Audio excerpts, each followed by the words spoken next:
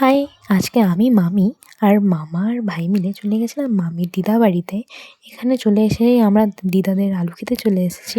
কালকের বৃষ্টিতে প্রচুর আলু নষ্ট হয়েছে আর যেগুলো বাকি আছে সেগুলো তোলা হচ্ছে। আর এই যে ভাই একটা আলু তুলে আনছে জমি থেকে। এত বড় আলু দেখে মনে হচ্ছে পুতুল, পুরো পুতুলের মতন লাগছে আলুটাকে। আর এই যে এখানে আলুটাকে ডাম্বেলের মতন ইউজ করে ব্যায়াম করা হচ্ছে। ১, ২, ৩, ৪ করা হচ্ছে। ডাম্বেলের মতন ইউজ করছে আলুটাকে। আর এই যে এখানে কালকে রাতে বিদ্যুৎ পড়াতে লাইটের যে পোলটা আছে সেখানে আগুন ধরে গিয়েছিল, সেটা এখনও ঠিক করা হয়নি। এখন আবার এখানে আলো জ্বলছে, ঝিলকানি হচ্ছে। প্রবলেমটা কাল থেকেই হচ্ছে, কিন্তু এটা এখনও সলভ করা হয়নি।